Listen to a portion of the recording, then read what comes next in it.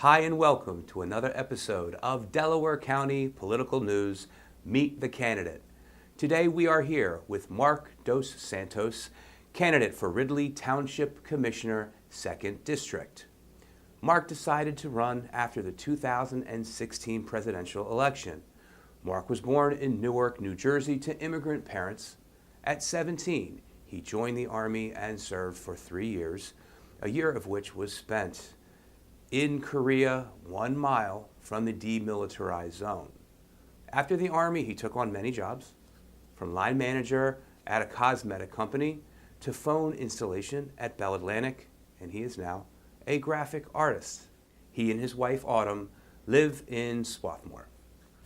Mark, thank you for joining us here today on Delaware County Political News. Well, thank you for having me, Larry. Mark, tell us about your decision to run for office. Well, I came to the decision because I wasn't happy with the political landscape as it was. I felt that people like myself weren't being heard.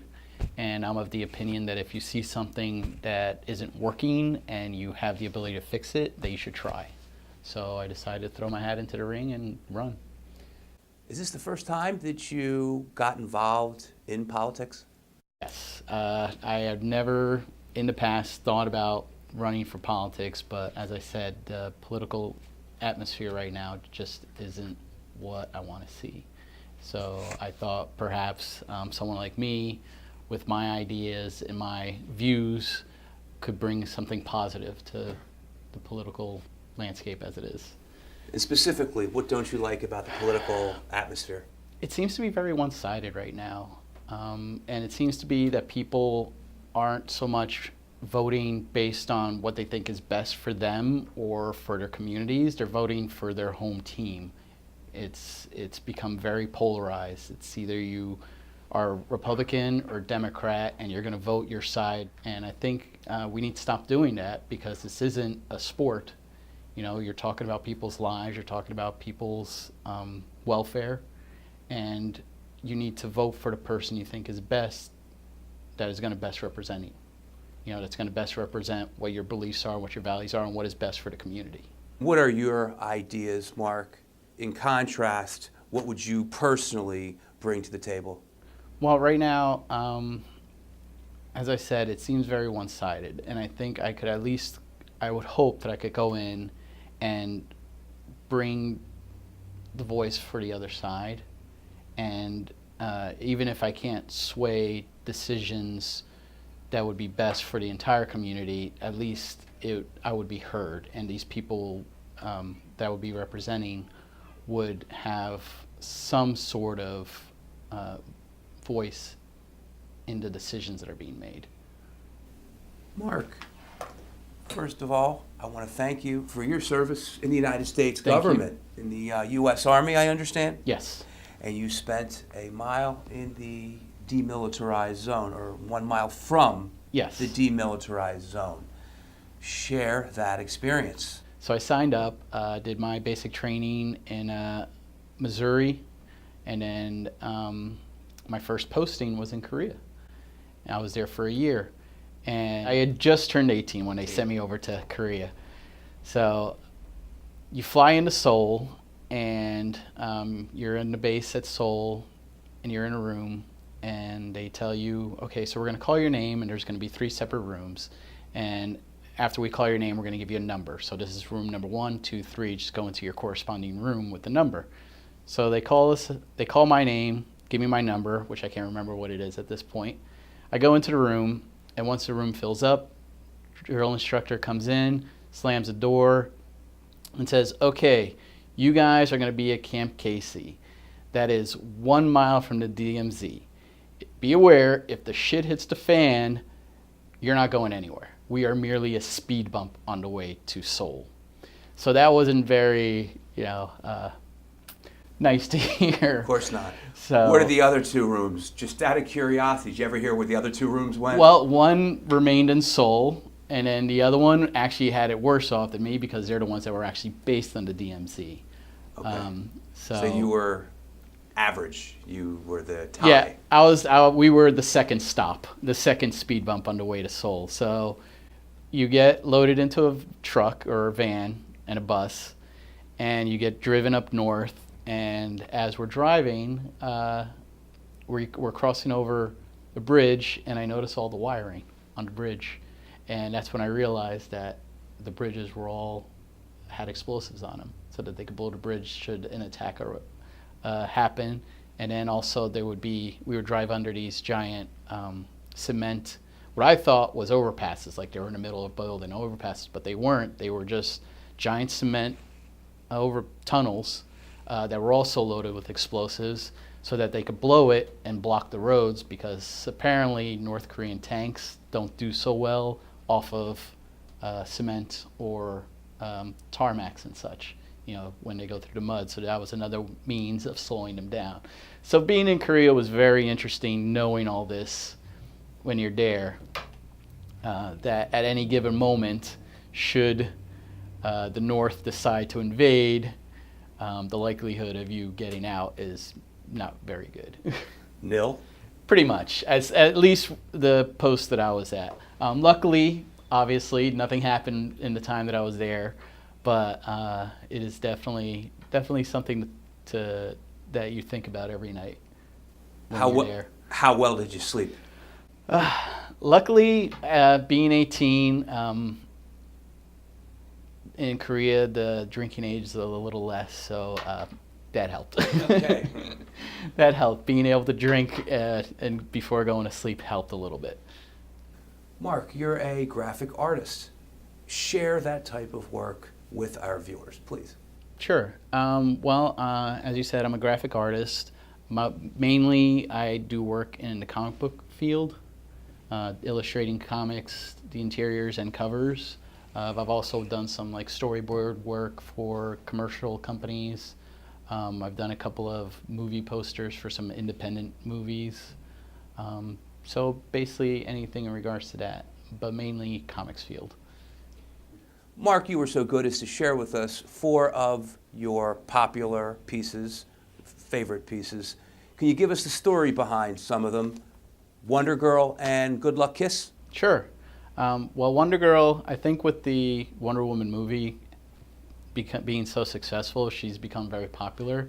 And the image itself is popular because it's an image of her lifting weights as she's looking on at a Wonder Woman poster, and she's aspiring to be Wonder Woman.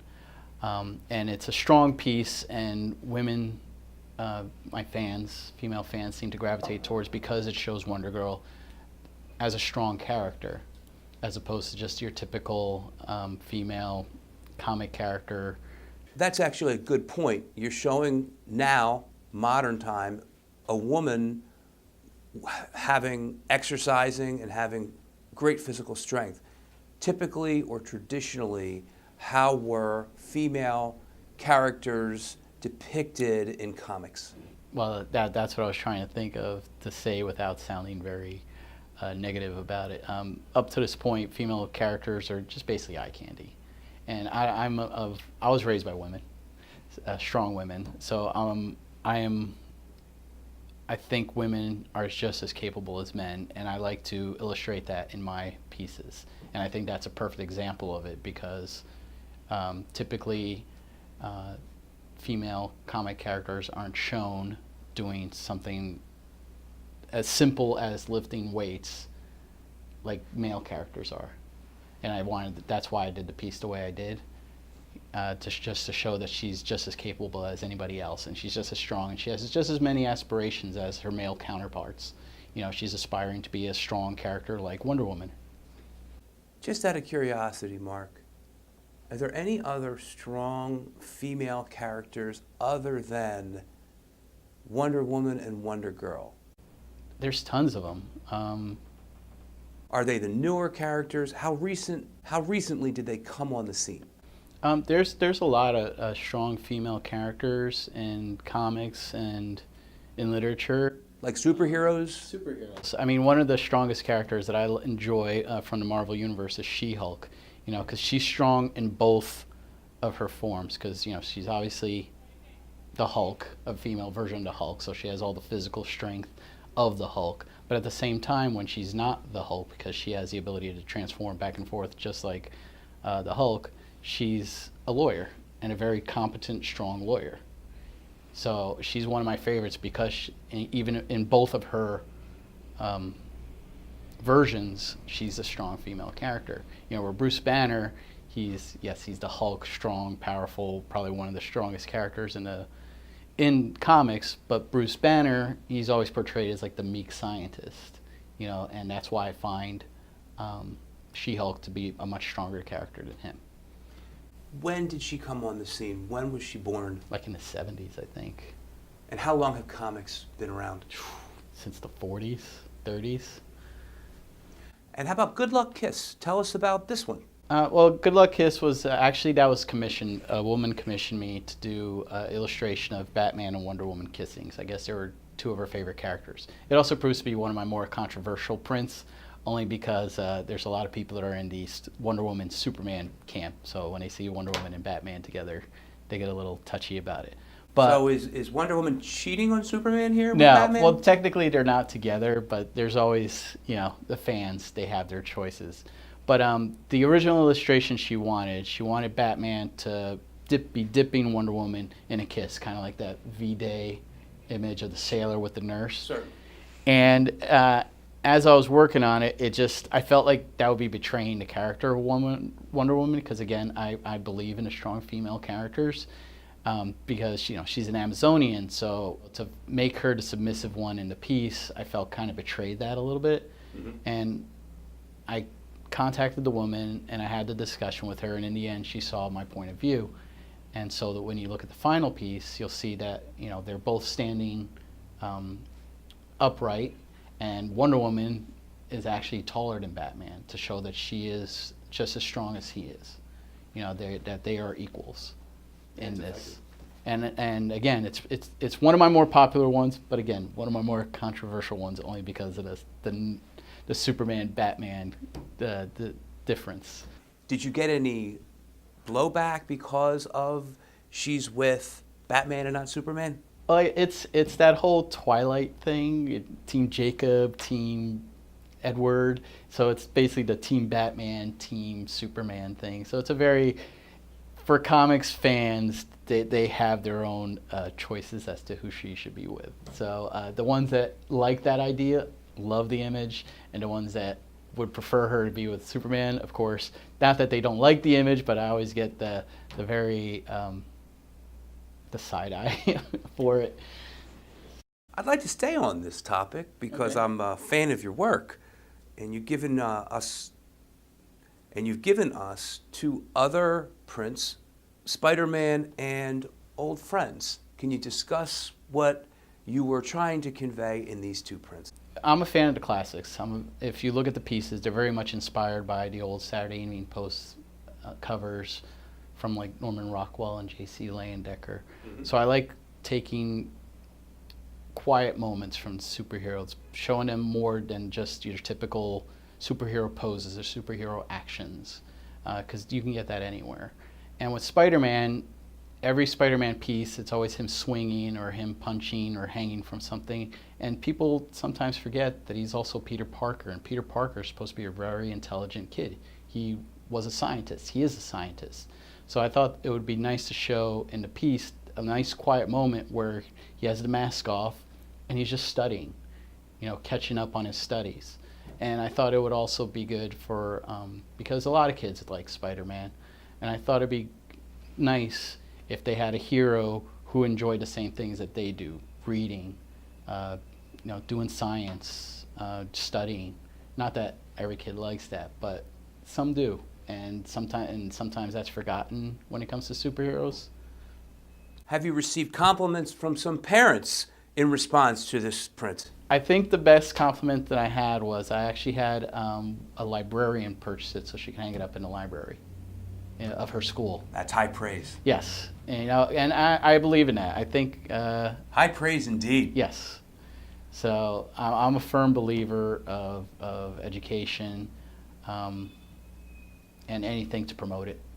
Have you contacted the Ridley Township School Board, school district? No, not as of yet. But Just a thought. Yeah, well, I do have a neighbor who works at a school, and I think she was interested in maybe getting it for the school as well. So, Old Friends. Tell us about this print, Old Friends. Friends was another one of those where, again, I wanted to show beyond the superheroes, and show that there's more to them than just, physical prowess. The print is about old school Flash and old school Green Lantern, and they are the older generation in the League, the Justice Society. And I wanted to, in the piece, wanted to show that they approach, since they are the older ones, they approach everything with a little more experience and a little more intelligence. So I thought it'd be nice to show them sitting down playing chess, which is a game that's based on strategy and intelligence. And plus, it's a nice throwback to, whenever you go into the park and you see the older generation sitting at the park playing chess with each other. I thought it'd be a nice kind of nod to that as well. Not only that, high school chess clubs would love Yes. this print. I don't know if you've thought of that. I have not, but I'll make it Make available a note to of them. that one. Yes. Sure. Mark, moving to your campaign, you've attended some township council meetings. What observations have you had? Well, the two that I went to, the thing that surprised me most was how quickly everything was done. There was no discussion. They would put out whatever issues they had forward and would immediately vote on it. And most of the time, it was all unanimous, the votes. So the thing that I find disturbing about that is, how do we know that it's the best options that are being voted on? What feedback did the people in attendance give when something was suggested? There really wasn't any. There wasn't that many people. The one meeting that I went to, the Boy Scouts were there to earn a badge, I guess, for attending the government function.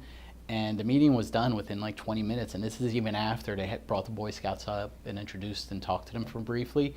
So, and then they went through their whole schedule, and within 20 minutes, we're done. Every issue that was thrown out there was like, we're voting on this. Who seconds it? Aye. And everyone passed it through without any discussions. And Did it appear that they discussed things ahead of time? it seemed as though they already knew what their answers were going to be before they even stepped out to vote. So I don't want to say that they did, but that's the It appearance they seemed. got. The appearance. Yes. Yeah, the appearance. So, and I'm new to the community. And from what I understand, it's a very good community, and the council has been doing a good job of the community. My problem with it is that without any discussions, how do we know it's the best options? It might be a good option, but we don't know if it's the best option because they don't present any other options. They just present the one. There's no discussion. It passes. They move on.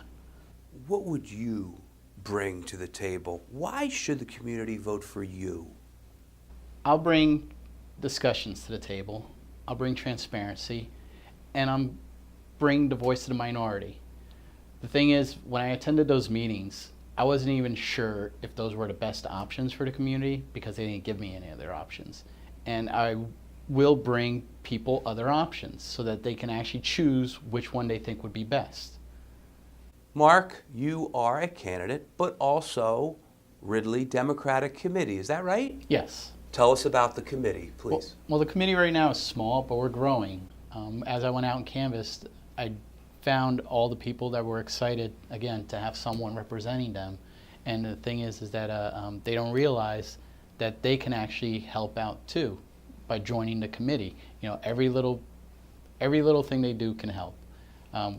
We don't have to overtake the township, but we could at least have a voice in the township. And the only way we have a voice is by participating, by coming together, stronger together. All politics is local, too. Yes. So I think people really need to look into reaching out and seeing what they can do to help along. I'm doing my part, I'm running, and I want to represent these people, but they need to let me know how they want to be represented. And the only way they can do that is by getting involved. How do you want people to get involved? What should they do? People who hear your video and want to participate, who should they call? Well, Diane Lehan, who's also running, she's in charge of the committee in the area. Go online to Delco Dems and see who your local representative is, and contact them and see if you can contribute some time. You know, go out, can help us canvass, hand out flyers, hold gatherings so you can see the faces of your fellow Democrats. There's a lot more of us out there than you realize, and we all want to be represented. We all want to have a say, and that's the best way to do it, is just to get out there and get involved. What are you working on right now that you're most excited about? Probably running for township commissioner is the most exciting thing going on right now. I had the opportunity to go out and meet my fellow Democrats in the area. And from what I understand, it's been like 20 years since a Democrat has run. So they've gone this long without anyone representing them. So they were really excited to finally have someone to represent them, someone willing to step up and speak on their behalf. What negative effects come when only one side of a community's voice is heard in government? Well, I'd like to use an analogy, and it might, I don't want to try and oversimplify it, but the analogy that I always like to use is when you're working in an office and you put 3 people in charge of the office parties, and those 3 people all love chocolate cake. Guess what? You're going to get chocolate cake every time. And some people prefer vanilla, some people prefer strawberry. So wouldn't it be nice to have people in charge that have a variety of likes in regards to that? And I know simplifying it down to chocolate cake is silly, but that's basically the simplest terms to show. It's like if you put people in charge that just have one view of something, every decision is going to be based on that one view. So it's better to have, I mean, that's why the whole political party is put together the way it is, so that you have multiple views. But if you don't have an opposing view, you're always going to get the same outcome. In Ridley, right now, you have a substantial portion of the people craving vanilla cake, and they never get to eat it. Exactly. And again, I want, or I will, at least put that option on the table. What is one of your biggest influences in your life? Well, I have multiple influences. Obviously, my parents. My mother was a single mom, and she raised me by herself. And then my stepdad, who came into the picture, he was a big influence. And I just had this discussion with a friend of mine as to who my heroes were, and he was surprised that my heroes aren't actual real-world people. And it's a little silly, but I always try and aspire to be, if you ever watch Star Trek: The Next Generation, Picard, because, you know, the man is intelligent, he is empathetic, he is diplomatic, and believes in loyalty and believes in honor and in truth. And I understand he's a fictional character, but even if I accomplish or am able to emulate half of the things he is, I think I would be a better person for it. So believing or trying to aspire to be a literary character, I don't think is a bad thing. I disagree with you that it's silly. Okay. Mark, what is your biggest strength? My wife and I were having this discussion recently as well, and she... My timing is perfect to ask you these things. Yes. Well, she says the thing that she finds best about me is probably the thing that aggravates her the most. It's that I'm a nice guy, and I know it kind of deflates the idea of being a nice guy when you say it yourself, but she says sometimes I go beyond the nice guy just because I want to try and help people, and sometimes I do it to my detriment. And it's, you know, it's happened recently, and that's what brought up the discussion. She doesn't wish that I would change because that's what she loves about me, but she also at the same time wishes that I wasn't such a nice guy so that again, I wouldn't be a detriment to myself in that regard. So you have a strong public service sensibility. Yes, I have in the past practically given the shirt off my back in 0-degree weather kind of sensibilities. So but the thing is if I wouldn't change that. Mark, it's all we have time for today, but I want to thank you for being a guest on Delaware County Political News. Well, thank you again for having me. We have been here with Mark Dos Santos, and I am your host, Larry DeMarco. If you like this video, please share it with members in your contact list and your Facebook friends. That's all we have time for today. Tune in next time. Bye for now.